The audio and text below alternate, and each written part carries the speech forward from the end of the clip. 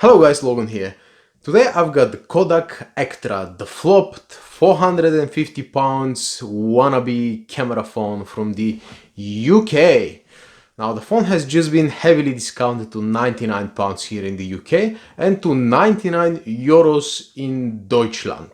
So should you pull the trigger? Let's find out. Ching!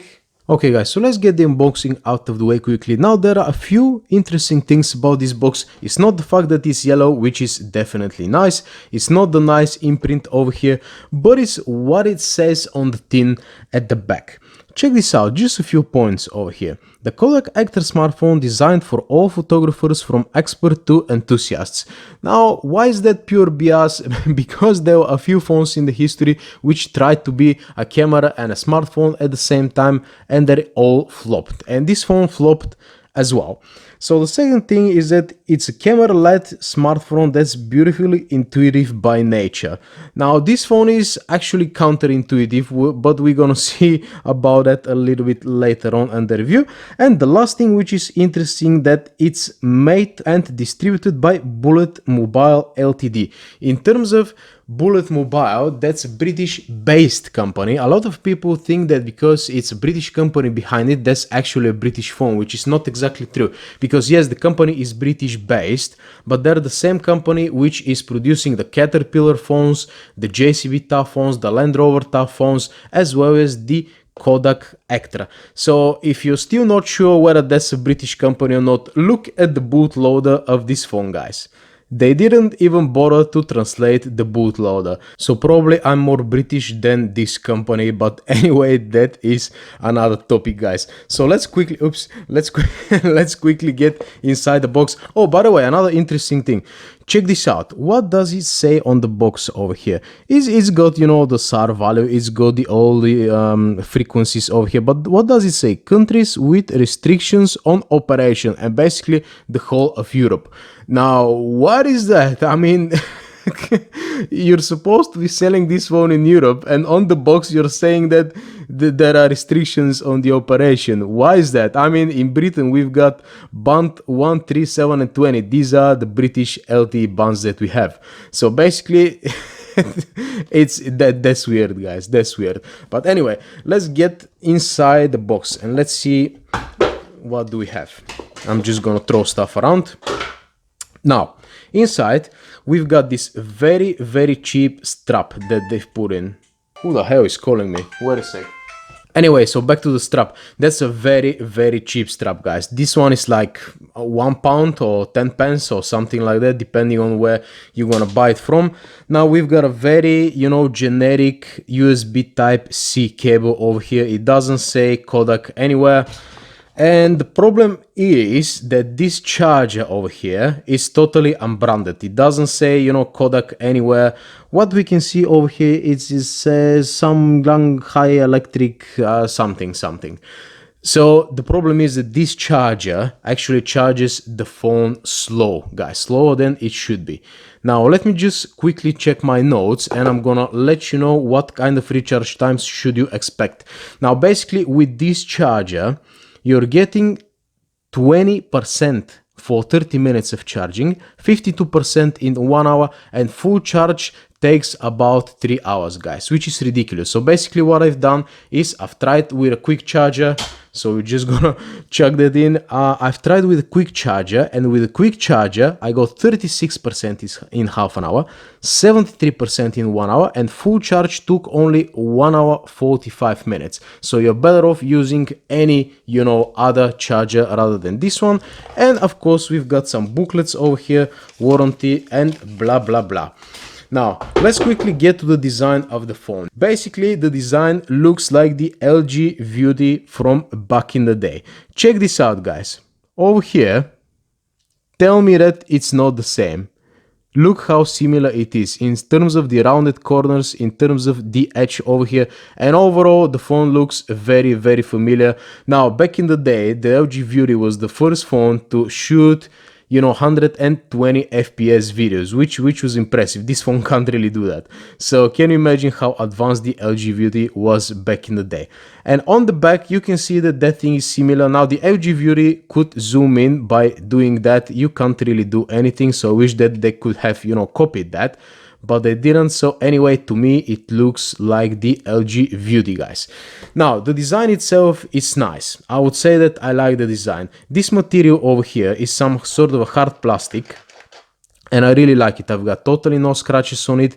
I think is very durable. Now, I saw quite a lot of people complaining that the sides just imitate metal, but they're not metal, blah, blah, blah. Yes, but this, this choice makes the phone really lightweight in the hand. And at least the SIM tray is made of metal.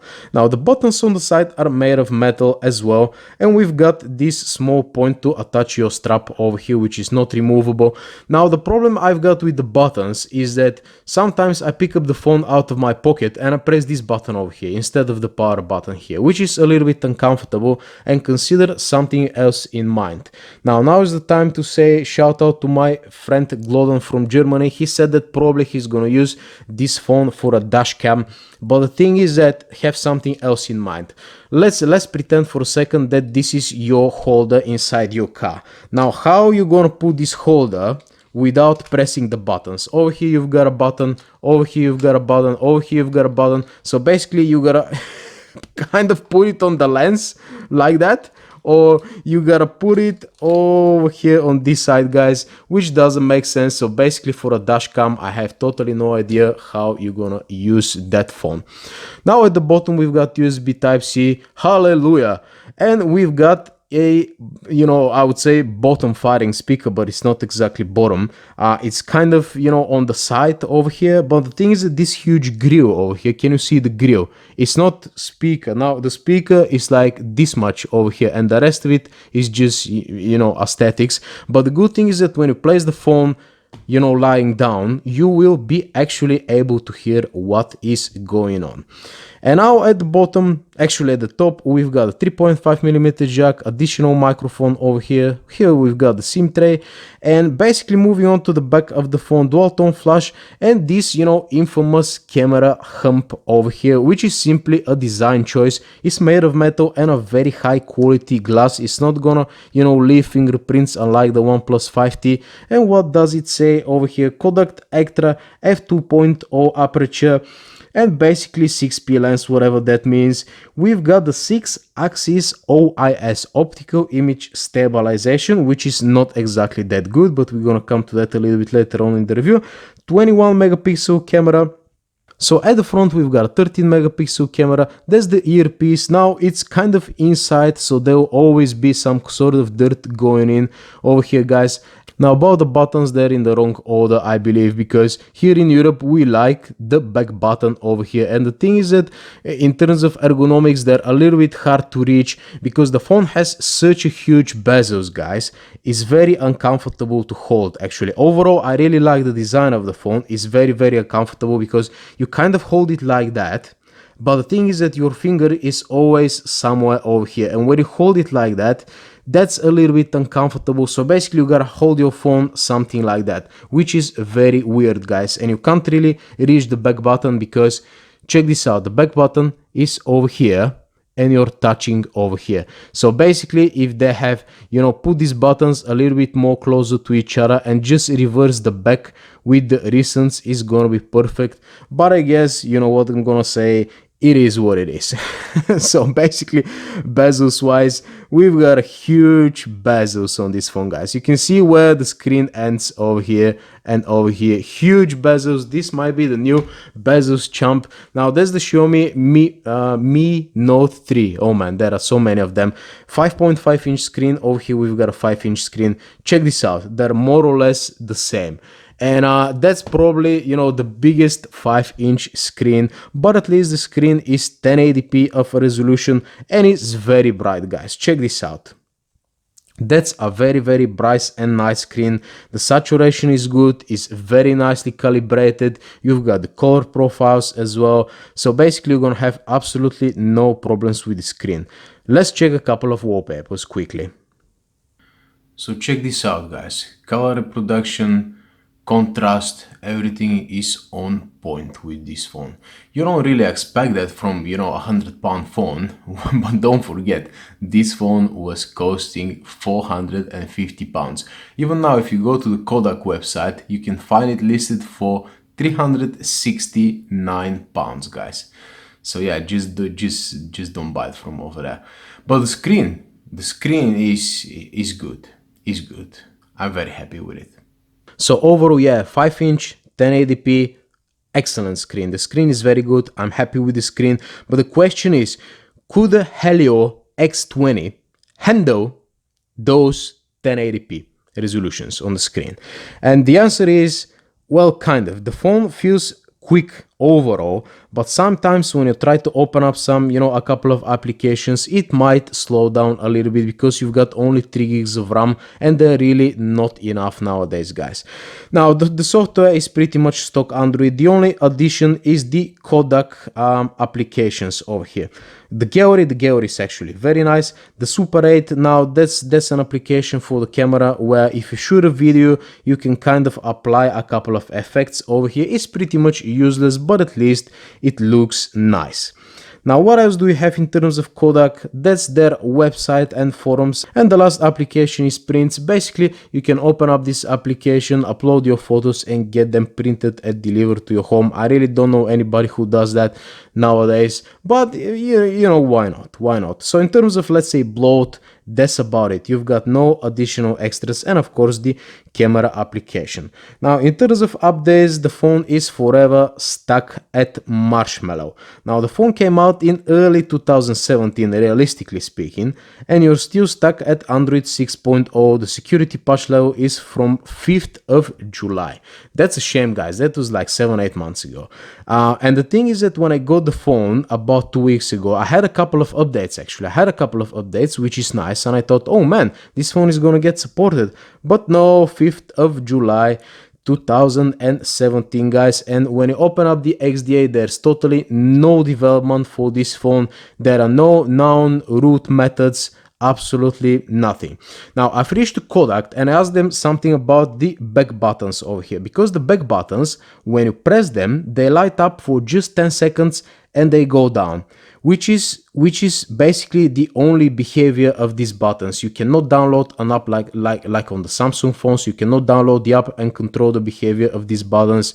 It is what it is. You cannot change them. Confirmed by Kodak, which is a shame, because I could have wished, you know, when I touch the screen, the buttons to light up, or at least to keep them on all the time or anything like that. You cannot do any of that, unfortunately. Now, when we talk about benchmarks, let me open up Basemark a little bit. Now, this was basically the flagship MTK processor back in the early 2017. So the results are, you know, as you see from Basemark, pretty good. Everything is full, guys. And about gaming performance, I can actually confirm that I'm getting good results on this phone. Let me show you my screenshots. Now on CASJA benchmark, I'm getting 73,000 of score, which is not bad, and the average FPS is about 36.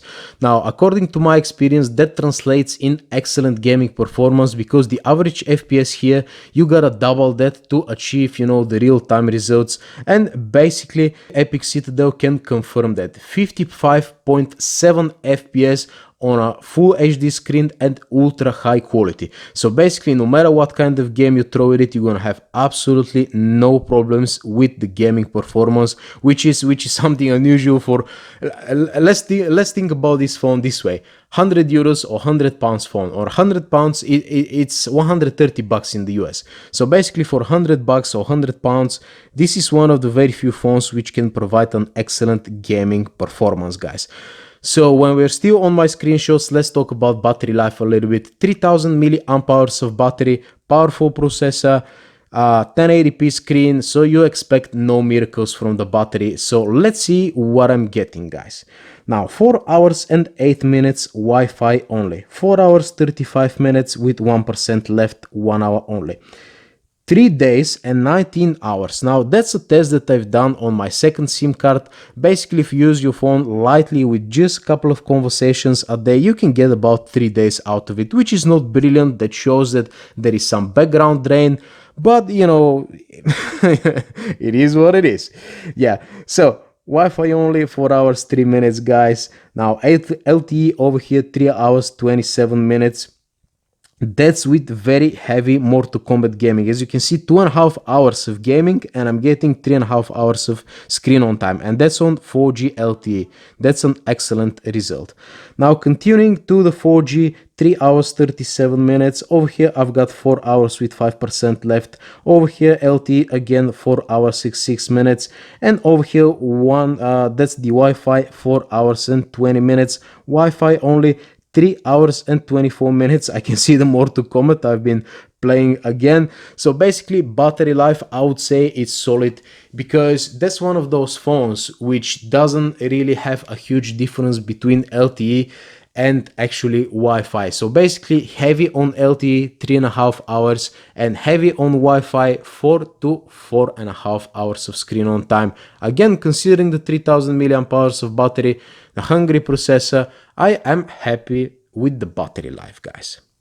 Now, what doesn't make me very happy is the audio quality of this phone. Yes, we've got a 3.5mm jack, but the audio is just about average coming out of it, nothing special. But luckily, we've got this USB Type-C port, which means you can use an additional dongle, and I can confirm that I've tested with the Essential dongle and with the HTC dongles.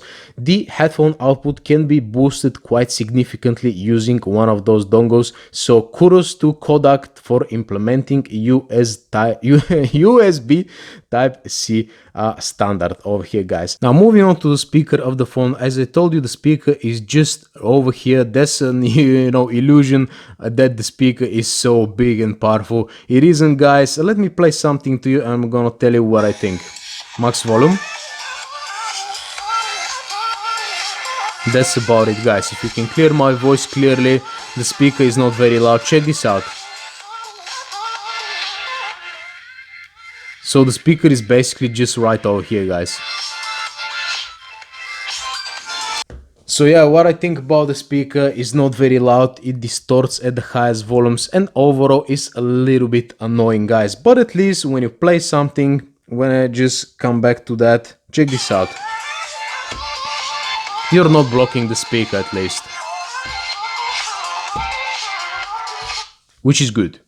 And the last thing that I'm going to talk about today is camera performance. Now, I'll be doing a separate comprehensive camera test of both cameras and video of this phone, guys. So just briefly, I'm going to sum it up for you. Now, the front camera 13 megapixels is actually of very good quality, but don't take any videos with it. The back camera, the 6-axis OIS, is a complete joke. It does a pretty bad job actually. So again, videos, it's not usable, unfortunately. And on the positive side, the 21 megapixel camera is actually quite good. There are a few modes that you can play around with. The camera application is quite comprehensive, but don't think that that's a Galaxy S8 or an iPhone or something like that camera, but certainly is pretty much the best within the price range of 100 euros or 100 pounds or $100, guys. So yeah, overall, that's it. So where does it leave us with the Kodak Ektra, guys? Is that the ultimate camera and smartphone 2-in-1 device? No, of course it's not, but it does a pretty good job, especially on £100 price tag at the moment. All I can say is get one while you can, because very soon the price is gonna go up again, or this is gonna vanish from the market. So let's sum it up a little bit. Very good display, excellent gaming performance, good overall performance. The audio is a little bit of a downside, but unless you use a 3.5mm jack adapter, you're gonna boost the volume way up high over there, guys. And of course the camera is very good. The video stabilization doesn't work as intended, so basically it's pretty much useless, at least in my case. For a dashcam you can't really use it because you've got so many buttons over here, and you're gonna press one of those with the credo inside your phone, inside your car, not inside your phone, inside your car. I got you here. So the only deal breaker with this phone, guys, could be the lack of fingerprint reader and the lack of face unlock. Since you have a front facing camera, I really don't know why you haven't got face unlock. And no fingerprint reader means basically every time the inconvenience of pressing the button once, swiping, after that entering your password instead of just a quick tap on the fingerprint like that. But that's about it, guys. Consider that for me personally it's not a problem, but it might be a problem for most of you guys. If it's not a problem, that's a pretty sweet device for £100, and I can definitely recommend it. Get one while you can. Thank you very much for watching, guys, and see you in the next one. And by the way, don't forget to watch my full camera review, which will be ready in a few days time. Thank you very much for watching again. Adios. Today I'm gonna do a quick review of the flopped Kodak Ektra.